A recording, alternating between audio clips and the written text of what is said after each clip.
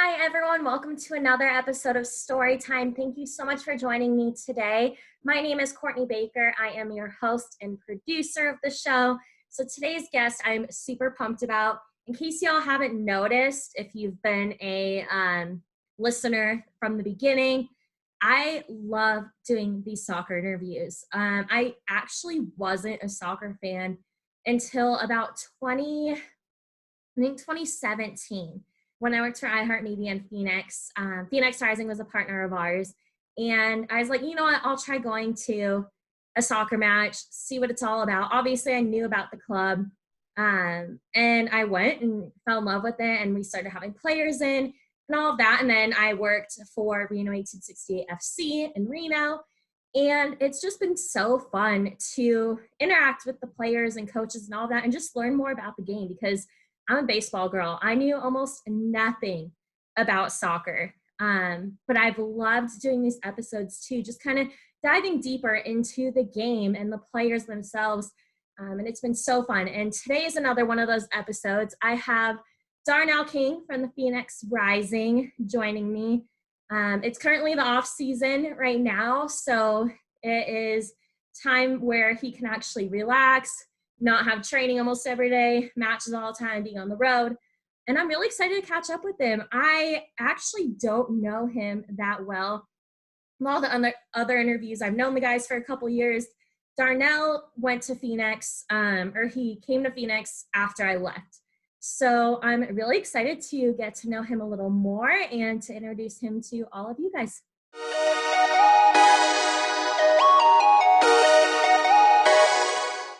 Welcome back. I am here with Darnell King. Darnell, how are you? Good. How are you? Happy holidays to you. Happy holidays. So you're in Arizona, correct? Or did you leave since last time you told me you were there? Went to visit my newborn nephew in Louisiana, but now I'm back. So I've just been in Arizona ever since. So. Nice. And it has been, just for everybody that has never spent a winter in Arizona, I was just there. It was 70 degrees. I should have brought shorts. So nice. But for you, compare playing in the summer, so like July, August, that heat, to the winter. I mean, how big of a difference is it? And how much are you enjoying it not being the summer right now? It's a pretty big difference. I think everybody in Arizona could attest to that. I think there was one day it was like in 116, 113 around that area, and I felt like my neck was melting just walking outside.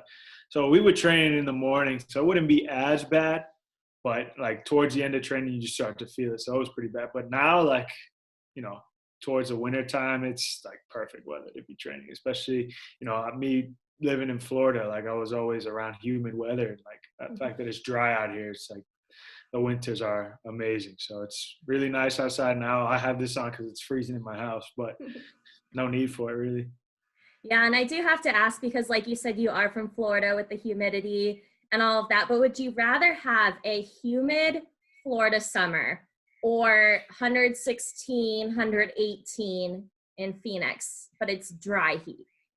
I can be honest with you, like this year was very new to me, kind of in the summer when you'd walk outside and feel like you just opened up an oven door.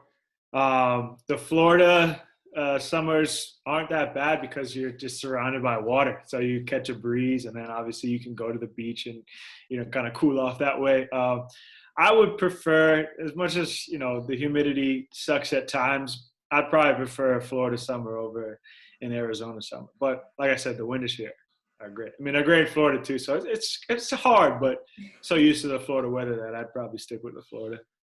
And I was talking to Zach about it. I recorded with him, and then Joey Calistri Zoom bombed it a couple weeks ago. It hasn't been released yet, but I was just talking to him about the heat too, because obviously he did it for a few years, and it's my favorite thing just to hear. I lived in Scottsdale for 20 years, so I love just chatting with people about it. So your first match, I went to plenty of Rising matches for I think the 2 years before I moved to Reno, and it's like 7:30 kickoff and it's still like 110. So your first match it's a late kickoff and it's still hot. Are your thoughts like, oh my God, I'm regretting coming to Phoenix, or was it just you were able to power through? No, I think, any soccer player can say that. They don't really think about all the elements at the moment. I mean, it's a bunch of thoughts that go through, like maybe during a slow day at practice, during the week or something. But when it comes to game day, I think your only focus on your mind is winning the game, and you'll play on any terrain and any type of weather. When you see that ball and you're around your teammates and stuff, I think you're just so focused on, being with your band of brothers to win the game. And I don't think weather becomes a factor at that moment.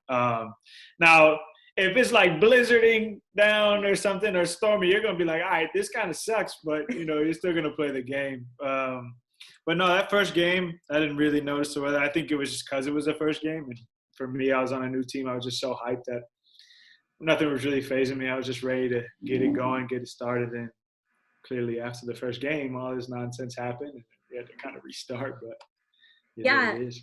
Yeah, so I was at the first match. I actually traveled home for spring training, your guys' home opener, all of that. Perfect weather. It was sold out crowd like always. Y'all had a huge win. So what was it like for you when, I know for me, we were 3 days away from our home opener when we got the news that the league was being suspended. But for you guys, you had a match and a win under your belts. And then you hear the news and you guys are just all of a sudden like on pause. So what did you do during those, gosh, how long was it? 2-3 months? And then how hard was it just to get back into the swing of things and still have a really successful rest of the season? I got to give credit where it's due. I mean, our staff and organization really did a great job for us, keeping us in line and keeping us focused on for when it was going to start back up. So, kudos to them. And then also the teammates, like our players, like, there was crazy amounts of Zoom meetings and, types of fitness that we had to do when we were by ourselves. So it was tough, just to kind of get going and have such a big win that first game and then just kind of be smack dab when you have that momentum for your first game of the season. It was tough, but I think, our team and our organization handled it extremely well. And, obviously it panned out for us in the long run. As you can see, we made it to the Western Conference Finals and won that, and wish we could have played that last game. But like I said before, it is what it is. There's some things that are just out of your control, and you just got to roll with the punches. So. Yeah, we'll talk about the playoffs in a second because, y'all ended my season, ended our club, so appreciate that. But for the COVID, just one more thing to note, and I preach this all the time on social media because it's more than just USL and soccer, just athletes in general. Y'all risked your lives basically to just come back and play a game for everyone. There were so many precautions that you guys had to take and all of that. And I know you guys had a few cases in the beginning, but then solid the rest of the year. So just for everybody that wasn't in the trenches with you guys, what kind of precautions did you have to take just so the fans know everything that y'all had to go through? Because you basically had to turn your social lives off so you could have a season. Yeah, it was definitely a weird year for everybody. I think it was, I'm trying to see how I can word this question. For us, it was tough, as it was tough for everybody. I mean, we all had to kind of just, stay in our own realms. And, soccer is a sport where physical contact, you're supposed to be close to each other, kind of playing these. And, the first part of it was extremely tough, like following all the protocols that, that came to us. And just, it shows you how much the players love the game, that they're willing to go to these extremes of something so brand new to be able to play your season, be able to do what you love. And, I think, at times we were all going crazy where we had to train and then go straight home and just kind of be in the house all day. But, we knew what the ultimate goal was, and we had a feeling that the season would start again. And when it did, we were ready, and that's what I think our owners, our organization did everything possible to keep us ready for when the time came. And like I said, kudos to all the players, because you want to be able to go to your training and stick around your homies for a little while, be able to go out, have a coffee with them or something after. But, that wasn't the case. And it was really good to see that the guys handled their profession in the way that they did. It's just crazy because, like, in a year of soccer, obviously, you know, being around the teams, like it's just so much that goes on in the season, you know, so much promotions and appearances and things that you'd be doing that just wasn't there this year. So it was definitely a strange year, but the guys did a great job. And like I said, it all panned out for us in the end. So. Yeah, and you worded that perfectly. I know Rising obviously does a ton of community appearances normally. Reno is the same way. I was going to do a few with our guys, and we couldn't. But I know in Phoenix, after a big win, y'all like to go to Old Town, Scottsdale. Obviously, that couldn't happen. But just for everybody listening that doesn't know, like Darnell said, there's just, I mean, you had to be only with the covered persons. And I wasn't even a covered person. And covered persons, basically, for everyone listening, means you do the weekly or biweekly testing.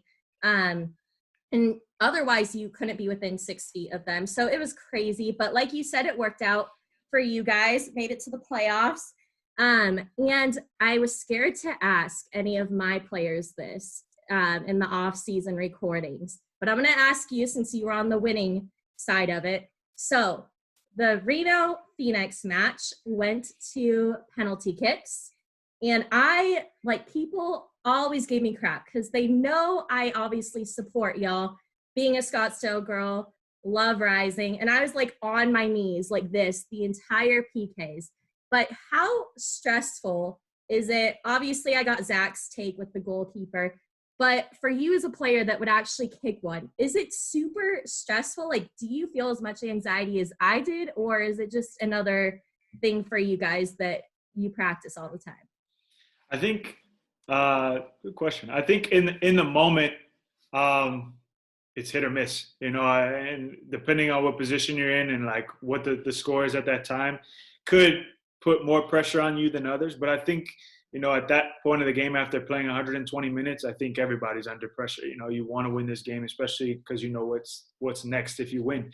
And the goalies, you know, I think they carry a lot of pressure on their goals. But I think for us, we all went in, you know, very confident, you know, kind of pushing each other to know, like, whatever happens, you know, we're a family, we have each other's back, and we'll move forward, whatever happens. So I think that motivated us, along with everything else that has happened in the year, motivated us. And, you know, for me, when I went up to take the kick, I was just, you know, I picked my spot and I was like, I'm going to go there. If he makes a save, he makes a save. Like, I'm going to just do my best to try and put it in the net so we can move forward. So I think, you know, when you go up to that kick, if you go up to a confident, you know, and just, you know, have your plan ready and just go with it. And that's the best thing you can do. I think you can practice PKs all you want, but it comes down to the one where it counts. You can score 10 in a row at practice, but when you get to the game, that's the one that counts. So, you know, fortunately enough for us, you know, we all made our PKs and Zach made some good saves. So it was a tough battle through the game, and, you know, it ended in our favor. So, I mean, it was a great game. Reno had great competitors. I know we had battles against them all year. So, yeah, it was just good. Yeah. And then that match against us was not the last of penalty kicks. Y'all had to do it again.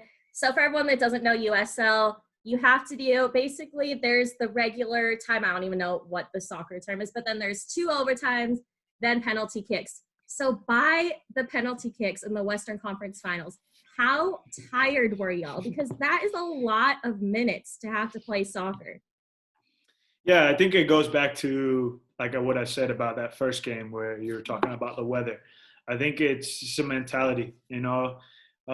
When you're at that far and you know all the things that you've gone through the year, I think your energy, yeah, you may be tired, you may feel it, but your mind is your strongest muscle in the body, I would say. So I think it can take over and, you know, tell you that, hey, one more game. Let's just do what we got to do and, you know, win this game no matter how you feel. I think, you know, that was motivation in itself to where we were in that position. Like, to play that many 120-minute games is not likely for players to do, but, you know, we had to do it. It was in front of us and we stepped up to the plate and, you know, handled ourselves well and accomplished what we needed to accomplish.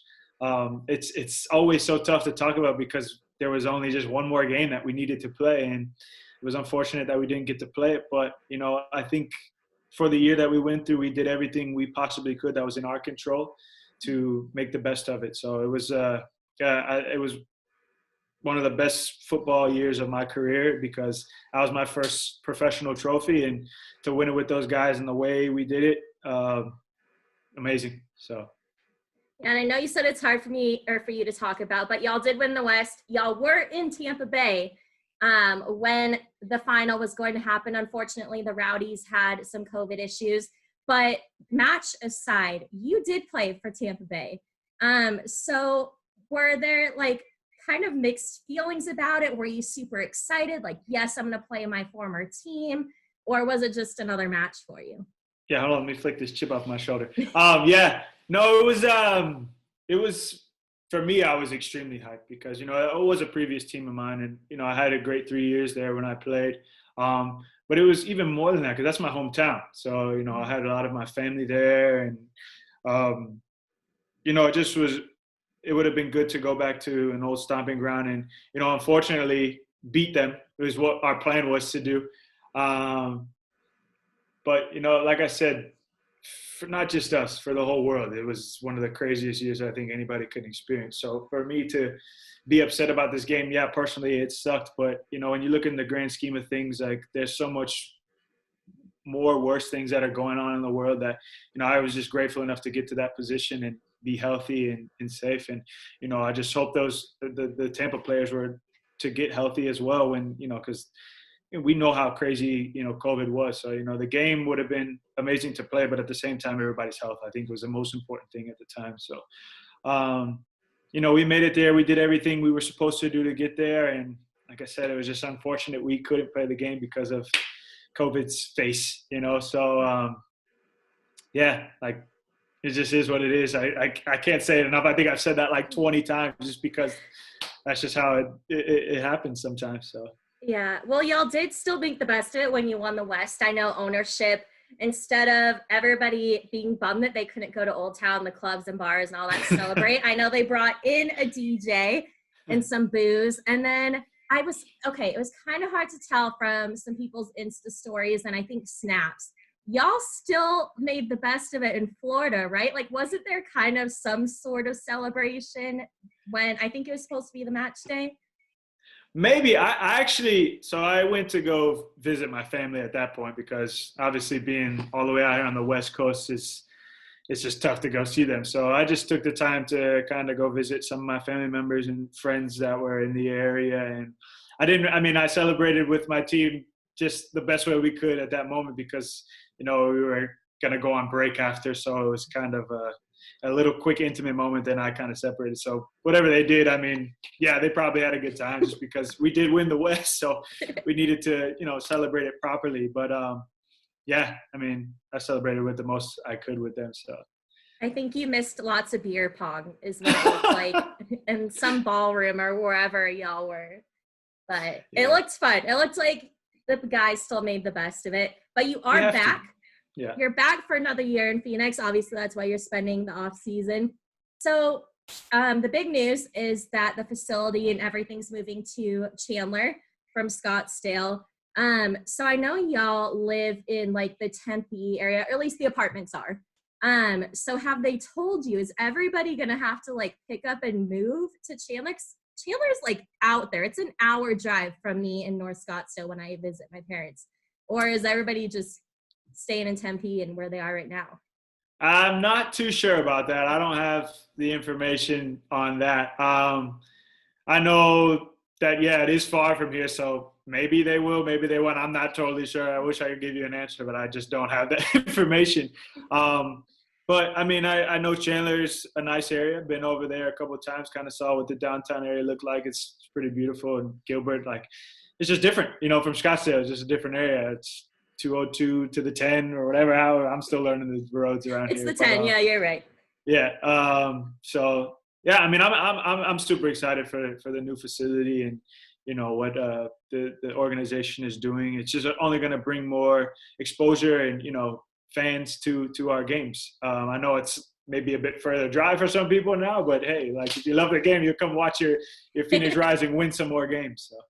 Very true. And hey, Wild Horse Pass might luck out with all the dollar beer nights. People aren't going to want to spend like $200 on a lift. So Wild Horse Pass, you can just sleep right there and you're fine. That's true.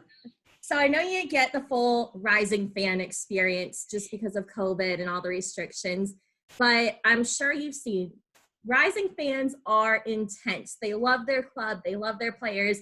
I think you and Zach were there for the big unveiling of the Chandler news. So just kind of what have you learned about the Rising fans, and what are you most excited for 2021 to celebrate with them? Um, mm, I know our fans are super loyal, and they're diehards for the patch, and I think I've experienced that at a handful of clubs, but here it's like, how should I word it? It's the love. It's like this is our city. We're fighting for not just Phoenix, but we're fighting for all of kind of Arizona in that aspect, if you will. I'm just excited to have them at a new place and just to see them do what we did at Casino, Arizona. I want to be able to raise a trophy with them again this year, pending COVID doesn't prevent all this stuff from happening. And I just want to, keep seeing new faces and making more relationships with our awesome fans, because they do push us to win these games. I mean, you've seen it, how they do the smoke bombs, that blackout. I heard about it, but then when I went to experience, when I was involved with it and experienced it, it was just, I was like, yeah, we got a game to play. I got chills before the game. I'm trying to get, so it was super motivational, and like to have fans that are so good and a part of the family like that is amazing, and I can't wait to experience, another year with them. So. Well, I'm excited to watch some matches now that we don't have a soccer season. I'll have more time to come root for y'all. I'll have to drive to Sac, though, if I want to see y'all. But now let's chat about you for a little bit. So what made you fall in love with the game of soccer? And did you play any other sports growing up that you chose soccer over? No. Soccer was pretty much it. I mean, my dad played professional football, so people kind of thought when I was growing up, like, why don't you play? I mean, we played in the backyard. Like, I always played with kids older than me in the neighborhoods, just because I was the younger one, I guess. I mean, that makes sense. But I never went and played with like kids my age. I would just always go play with the older kids, and it's just kind of, kids be like, hey, you're pretty good for a young kid. Why don't you play football? Why don't you play basketball? And it's just all sports that I played. But when I was 3, my neighbor, his name was Sachin. He played soccer, I guess, at like a local club, but he would just play out in his front yard all the time. And a 3-year-old comes outside, sees a kid kicking the ball, I'll go do it. Okay. So I went out and kicked with him a couple of times. And there was one day I came inside and I just told my dad, I was like, hey, I want to play soccer. Sign me up at the YMCA. And, my parents were good about like not pushing me to do things. I just said, go ahead, do it. That's fine. So from the YMCA, I guess some competitive clubs saw me and they were like, he's pretty good for his age. How old is he? Blah, blah, blah. I went to a competitive club. I always played up. So like I said, just kind of transitioned from neighborhood kids to like competitive soccer. Like I was just playing in the age grew up. And, from there, it just kind of took off. In high school, I didn't play high school soccer my freshman year. My mom said, why don't you try out for like basketball or something? I did. Made it to the final cut and I was told I was too small. So I was like, all right, this isn't it. Then I know, right? It's kind of sad, but it is what it is.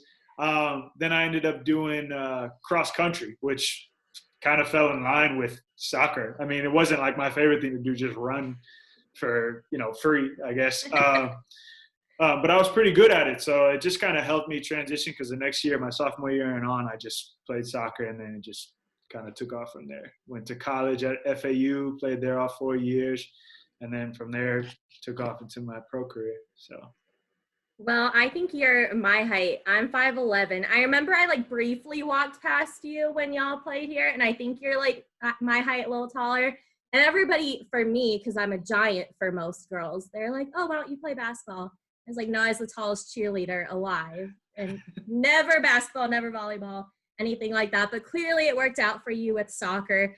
And I always say that if I had to play soccer at the level you guys do and just run for 90 minutes straight, I'd probably have a heart attack on the field and die. So what kind of conditioning, just for anybody listening that is maybe younger and wants to be you when they're older, I mean, you guys are great athletes. You're in the best shape. So what kind of tips and tricks would you tell people if they want to become a professional soccer player?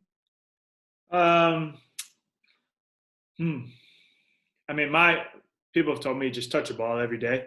For me, my best advice that I always thought was good was the best way to get better and stay fit is just play as much as you can. I mean, I know there's so many like restrictions on things of, oh, you can't use this field, you can't use this field. And it's like, why are these fields here if we can't use them when we want to? So whenever there's a chance that you could find a field or a small area, just try and find some buddies and play. I mean, like, you're only going to get better by being in game like situations. And along with that comes your fitness. Obviously, as I get older, there's more things that I have to do to keep in tune and stay up with the younger age coming through. You got like 14-year-olds that you're coming to play with. So it's like, all right, I can still run with these kids. It's not a big deal. But yeah, if there's days where training's a mentality, it's either you're going to get out and go do it. So for me, there's days where I'll wake up, go out for a run, know that I did something, and mentally I'll be like, all right, I'm feeling good today. Maybe go lift some weights, blah, blah, blah. And it's just more things that will come along as you get into college, as you get into the pro world. You'll meet coaches that help you learn these things, and it's a matter of what you take away from it. So if you take away the good parts of it, okay, I'm not just going to come in here and lift every day. I'm going to come in here and learn how to lift. So when I leave you, I know what to do by myself. So for me, I've built myself a little home gym in the garage, and I just try and do as much as I can just to stay fit for when the season comes around, because preseason is my least favorite thing, getting back in shape. It is that first week. Well, it's not like what they provide. I love what we do in the sense of like, what they give us. But for me personally, when I know that I'm out of shape and getting back into shape that first week, it's the worst part of it. I hate that feeling. So I'd rather just try and be in a little bit of shape after some time off, so I don't have to battle that mountain getting back into tip-top shape.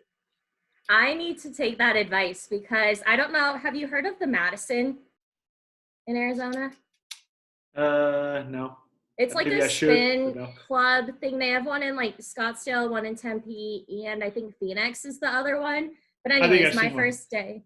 Yeah, I was like 3 hours off the plane, obviously showered and all that, so I have airplane germs. But I went for my first ever spin class, first ever like time having an instructor telling me what to do since I cheered like over a decade ago. And it was an hour-long class, and I actually thought my heart was going to like blow up on that bike. So I clearly need to listen to your advice, because I'll do like dead periods of not doing anything and stuffing my face.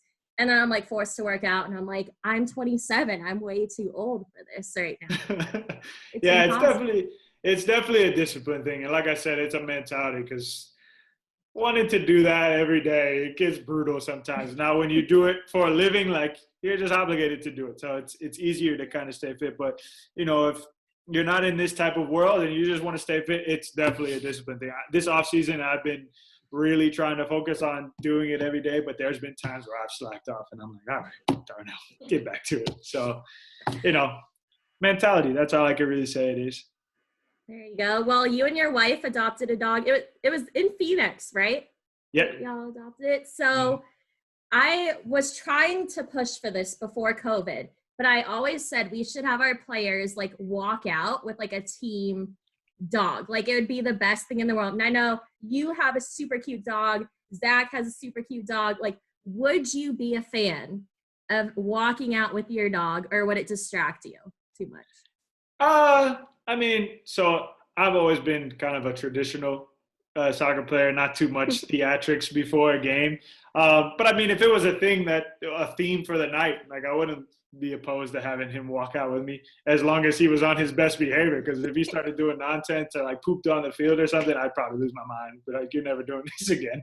But he's learned a lot since I've got him. I mean, he's much bigger than when I got him.